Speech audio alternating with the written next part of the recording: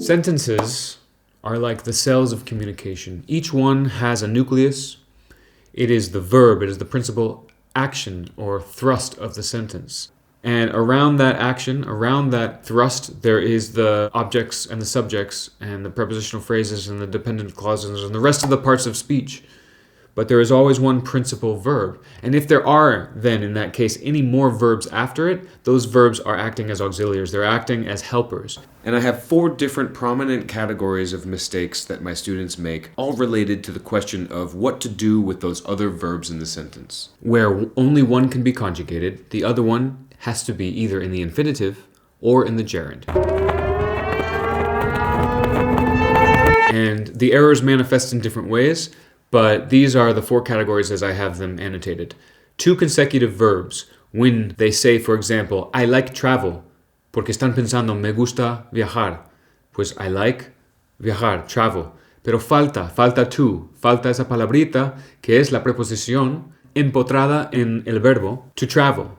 Ese es el infinitivo. So it's the same thing in Spanish as in English. First verb conjugated, second verb infinitive. Just remember that the second verb in the infinitive has to have to. If you don't have the to, you're saying what's called a bare infinitive. And the bare infinitive, although it is used sometimes, is barely ever used. It's probably better if I just tell you this. Never say the bare infinitive. Always say either gerund or infinitive. Know how to form each one of them. Don't mix them up. And know which one to use when, and you're golden. Now, how do you do all of that? 2 consecutive verbs. People say, I like travel, or I like spend time with my family. No, I like to spend, right? Like to travel, like to spend. In all of these cases, me gusta poner, me gusta pasar, decidí jugar, prefiere ir, prefiere tomar, they are translating them to the bare infinitive. So it sounds like, I prefer take, he prefers go, she was not planning have, I want go. But no, I want to go, plan to have. Tiene que tener esa palabrita, esa preposición. I like to put, vinegar. I like to spend time with my family. I decided to play there. I try not to eat. If I want to go, and look at this last example, I prefer see 1 or 2 channels for create my personal opinion. For create, of course, because they were thinking para crear. Para más verbo, o verbo para verbo. Only in English you don't have to say para, because para no hace falta, ya tenemos una preposición que es tú, esa preposición empotrada en el verbo, en el infinitivo. I prefer to see 1 or 2 channels to create my personal opinion. I went to the farm for give food to my horse. I went to the farm to give food to my horse. Sí, fui para dar. I met with them for drink a coffee. I met with them to drink a coffee. Quedé para tomar. Verbo, para, verbo. This structure will always be, 99% of the time, verb, infinitive verb. To. I needed 500 euros for buy a laptop. I needed 500 euros to buy a laptop. I needed to buy. Need to buy. I'm here for working and doing my best. It's true that you are here for an activity. You can talk about activity and action as nouns, and thus you can talk about them in the gerund.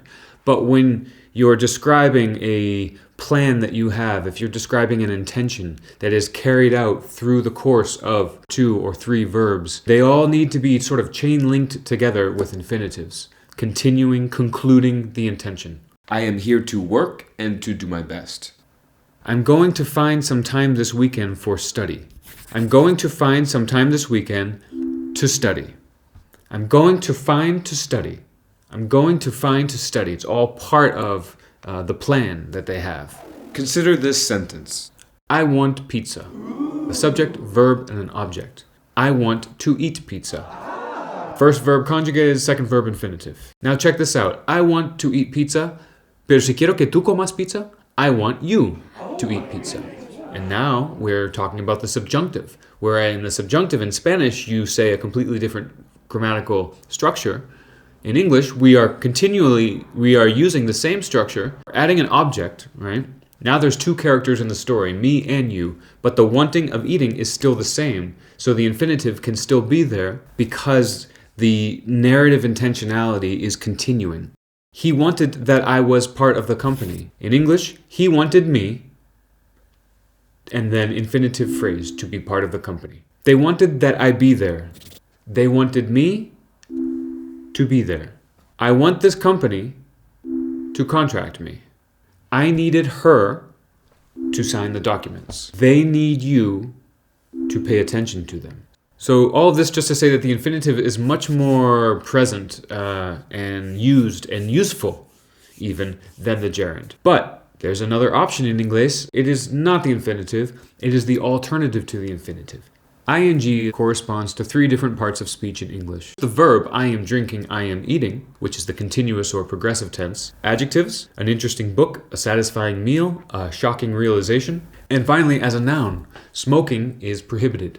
This smoking is a gerund. It displaces the verb into a noun, so that it's not even a verb anymore. It's just an action or an activity. It's a reference to an action or an activity. The gerund, roughly 2/3 of the mistakes made in this category happened when the student used a bare infinitive instead of a gerund. I like fly. I like flying, or I like to fly. What is be happy? What is being happy? And roughly 1/3 of the mistakes happened because they used the infinitive instead of the gerund. I miss to do sports. This sounds strange to us because no echas de menos para hacer deportes. Echas de menos la acción o la actividad de haber hecho deportes. I miss doing sports. That first verb is referring to the second verb as an activity, not happening as a result of the first verb, not happening in collusion with the first verb, not part of the same narrative intentionality of the first verb, but simply being referred to as an activity. I entered in the company before to finish my MBA. Before to finish? No, before finishing. After a preposition, it's going to be the gerund. Because what comes after preposition? Nouns. And what are we doing with gerunds? We're turning the verbs into nouns. We're turning them into ideas. If you don't have fear of fall in the snow, if you don't have fear of falling in the snow, of is a preposition. After preposition, the noun. And the gerund, the entire gerund phrase, is the one idea. It's the thing. It's the noun. Falling in the snow. Last week before this thing, this activity, last week before moving to Paris. There are exceptions to these rules, but I'm giving you the basic 2, the ones that if you get these right, then you're getting 99% of English correct.